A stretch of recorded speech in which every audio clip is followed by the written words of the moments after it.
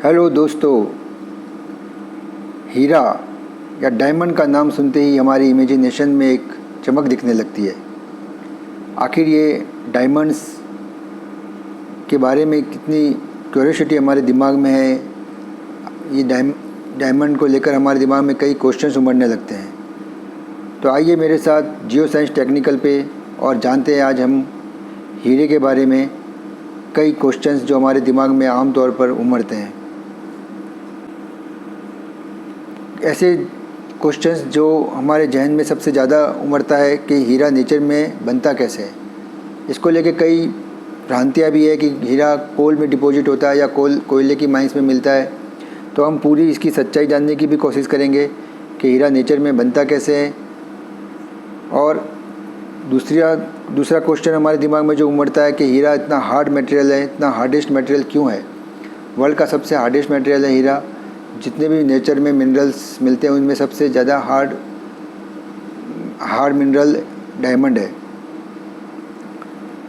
तीसरा क्वेश्चन का हम हल ढूंढने की कोशिश करेंगे कि ये सबसे इतनी ज़्यादा शाइन या सबसे ज़्यादा शाइन करने वाला मटेरियल या मिनरल क्यों है। चौथा हम जानने की कोशिश करेंगे कि सबसे ज़्यादा हीरा कहाँ मिलता है और जहाँ मिलता है वहाँ सबसे ज़्यादा वहीं क्यों मिलता है। तो आइए हमारे पहले क्वेश्चन के ऊपर हम चलते हैं कि हीरा नेचर में बनता कैसे है। इससे पहले कि हम हमारे पहले क्वेश्चन का आंसर ढूंढें, उससे हमें हमारी अर्थ के इनर स्ट्रक्चर को समझना होगा। हमारे अर्थ के इनर स्ट्रक्चर में अगर हम देखें तो सबसे इनर पार्ट है वो इनर कोर कहलाता है जो 5100 किलोमीटर से लेके 6378 किलोमीटर तक की जो रेंज है उसे इनर कोर कहते हैं। इनर कोर के ऊपर आउटर कोर है।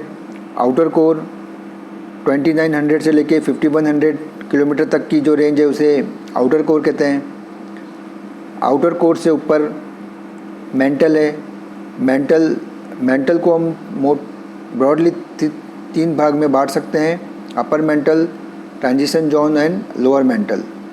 तो लोअर मेंटल 2900 से ऊपर जो 660 किलोमीटर तक की जो लेयर है that is a lower mental. 660 से ऊपर 410 किलोमीटर से तक की जो रेंज है that is transitional zone. And 410 से लेके 140 किलोमीटर तक की ऊपर की जो रेंज है that is upper mantle. And सबसे ऊपर की जो लेयर है उसे हम क्रस्ट कहते हैं, जो लगभग 100 किलोमीटर तक रहती है, टॉप से लेकर 100 किलोमीटर तक। और क्रस्ट और लोअर मेंटल के बीच में एक लेयर लिथोस्फीयर एक लेयर है जो विस्कोस मटेरियल रहता है, जो सेमी सॉलिड मटेरियल रहता है, प्लास्टिक विस्कस मटेरियल रहता है। और ये करीब 100 से लेकर 140 किलोमीटर के बीच की लेयर है। बेसिकली इसी लेयर पे हमारी जो प्लेट्स का मूवमेंट रहता है, हमारी प्लेट्स जो टेक्टोनिक प्लेट्स है उन प्लेट्स का मूवमेंट इसी लिथोस्फीयर पे मूवमेंट करती रहती है हमारी प्लेट्स।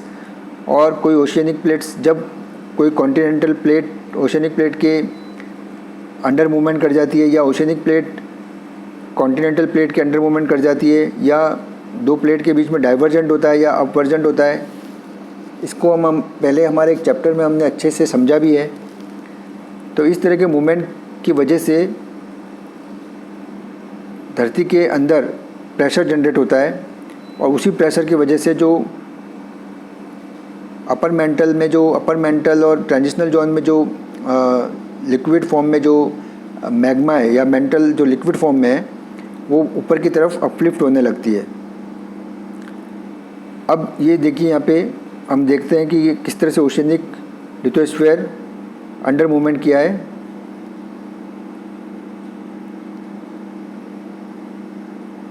ये अंडर मूवमेंट हुआ है, यहाँ पे कॉन्टिनेंटल लिथोस्फीयर के अंदर अंडर मूवमेंट हुआ है।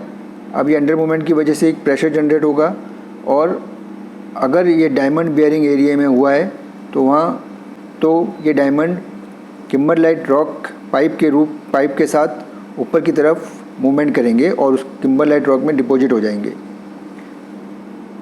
बेसिकली डायमंड्स कार्बन कार्बन से फॉर्म होने वाली एक रॉक है जो 120 किलोमीटर से लेकर 200 किलोमीटर तक जो अपर मेंटल जोन है, इसमें जो 3.3 से लेकर 4 बिलियन ईयर्स ओल्ड जो रॉक्स है, वहाँ एक्सट्रीम प्रेशर और हीट की वजह से क्रिस्टलाइजेशन होने की वजह से बनते हैं।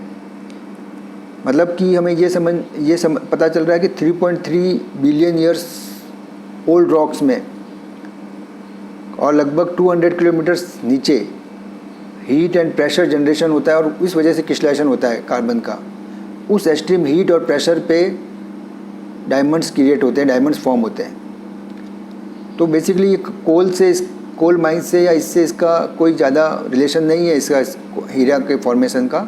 ये अपर मेंटल में जो कि करीब 4 बिलियन ईयर्स ओल्ड रॉक्स में जनरेट होते हैं। और किम्बरलाइट रॉक के साथ जब किम्बरलाइट रॉक के पाइप्स जनरेट होते हैं, जब मैग्मा प्रेशर की वजह से अपलिफ्ट होता है तो किम्बरलाइट रॉक के पाइप जनरेट होते हैं। उसी फ्लो के साथ डायमंड ऊपर आता है और उन किम्बरलाइट रॉक में डिपॉजिट हो जाता है। यहाँ हम अच्छे से और समझ सकते हैं। यहाँ देखिए कि ये डायमंड बियरिंग जोन है और अगेन हम देखते हैं कि ये अंडर मूवमेंट हो रहा है। ओशियनिक क्रस्ट कॉन्टिनेंटल क्रस्ट में मूवमेंट कर रहा है, अंडर मूवमेंट है और इस अंडर मूवमेंट की वजह से ही प्रेशर जनरेट हो रहा है। और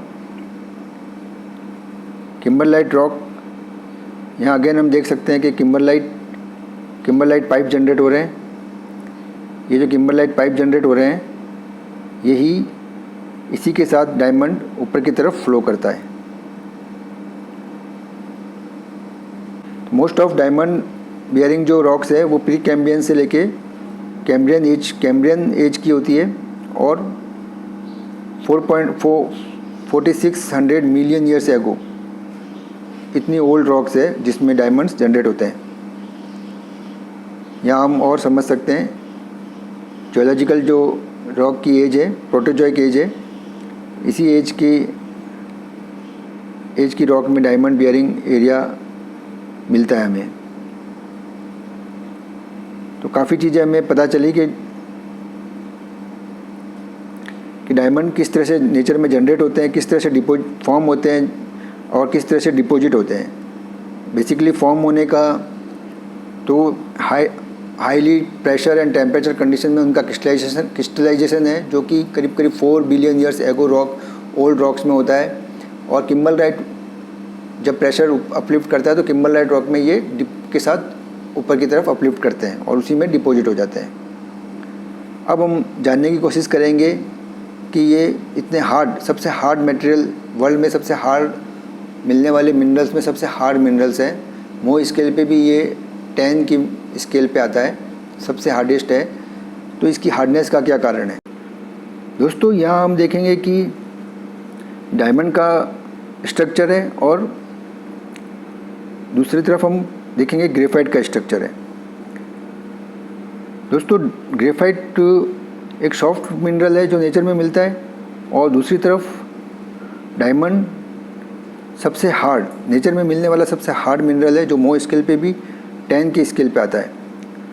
दोस्तों ये इतना एक दोनों का फॉर्मूला देखें या दोनों का ही जिस मॉलिक्यूल से बनते हैं दोनों ही कार्बन से बनते हैं। अब ये दोनों में इतना हार्डनेस में डिफरेंस क्यों आ जाता है? तो उसका मेन रीज़न इनके कार्बन की आपस में बॉन्डिंग है। दोस्तों नेचर में जो ग्रेफाइट जो डायमंड जो क्रिस्टलाइजेशन होता है तो इसकी एक एलिमेंट दूसरे एलिमेंट के साथ जो बॉन्ड बनाता है उसको कोवेलेंट बॉन्डिंग कहते हैं। और कोवेलेंट बॉन्ड अपने एक कार्बन अपने तरफ 6 कार्बन से बॉन्ड बनाता है और उस वजह से ये 3D स्ट्रक्चर डेवलप कर लेता है। इसलिए इसे एक एलिमेंट से दूसरे एलिमेंट में तोड़ने में काफ़ी मुश्किल होती है और ये सबसे हार्ड या हार्डेस्ट मटेरियल बन जाता है। दूसरी तरफ ग्रेफाइट अपने चारों तरफ 3 कार्बन से जुड़ता है, 3 एलिमेंट से जुड़ता है और ये 2D एलिमेंट 2D स्ट्रक्चर बना पाता है। तो एक लेयर दूसरी लेयर पे इजीली ब्रेक हो जाती है और इसे तोड़ना इजी हो जाता है। दोस्तों क्योंकि ये 3D स्ट्रक्चर बनाता है और ये कोवेलेंट बॉन्ड की वजह से आपस में कार्बन एक दूसरे से जुड़े होते हैं, इसलिए सबसे हार्डेस्ट मटेरियल है वर्ल्ड का ये। यहाँ हम अगेन देख सकते हैं कि किस तरह से डायमंड ने 3D स्ट्रक्चर में डेवलप हुआ है और ग्रेफाइट एक 2D स्ट्रक्चर में डेवलप होता है। तो दोस्तों इसी वजह से ये सबसे हार्ड या वर्ल्ड का हार्डेस्ट मटेरियल है, हार्डेस्ट मिनरल है। अब हम हमारे तीसरी क्वेश्चन की तरफ जाते हैं कि ये इतनी ज़्यादा शाइन या इतनी ज़्यादा चमक कहाँ से लाते हैं, हीरे में इतनी चमक कैसे आ जाती है, इतनी चमक कैसे आ पाती है। तो दोस्तों क्योंकि ये सबसे वर्ल्ड में मिलने वाला सबसे हार्ड मटेरियल है या हार्डेस्ट मटेरियल है, तो इसकी नेचर में जो ये मिलता है, हमें जो मिलता है वो इस फॉर्म में मिलता है। ये किम्बरलाइट रॉक में एक डायमंड का डिपोजिशन हुआ है, फॉर द एग्जांपल है ये, अपने लिए एग्जांपल के लिए है। अब नेचर में ये सबसे हार्ड मटेरियल है होने की वजह से इसकी ग्राइंडिंग जो है काफ़ी ज़्यादा ग्राइंडिंग पॉसिबिलिटी बढ़ जाती है, इसकी काफ़ी ज़्यादा ग्राइंडिंग की जा सकती है। ज़्यादा ग्राइंडिंग की जाने जिसका ये ब्रेक नहीं करता है ग्राइंडिंग में। अब ग्राइंडिंग में ब्रेक नहीं होने की वजह से इसमें ज़्यादा से ज़्यादा फेसेस डेवलप किए जा सकते हैं, और जितने ज़्यादा फेसेस डेवलप किसी मटेरियल में कर पाएंगे तो उतना ही ज़्यादा उसमें रिफ्लेक्शन बढ़ जाएगा, और जो मटेरियल जितना लाइट को रिफ्लेक्ट करता है वो उतना ही ज़्यादा शाइन करता है। तो दोस्तों इसकी हार्डनेस ही इसकी शाइनिंग की वजह है। ये इतना सबसे ज़्यादा हार्ड मटेरियल है तो इसकी ग्राइंडिंग उतनी ही पॉसिबिलिटी बढ़ जाती है। इसी वजह से हाईएस्ट फेसेस डेवलप हीरे से ज़्यादा किसी भी मटेरियल में या मिनरल में इतने फेसेस डेवलप नहीं किए जा सकते हैं, और इतने फेसेस डेवलप होने की वजह से ही इसका रिफ्लेक्शन, लाइट को रिफ्लेक्ट करने का जो रेंज है वो बढ़ जाती है। हाईएस्ट लाइट को रिफ्लेक्ट करता है, इसी वजह से ये ज़्यादा शाइन करता है।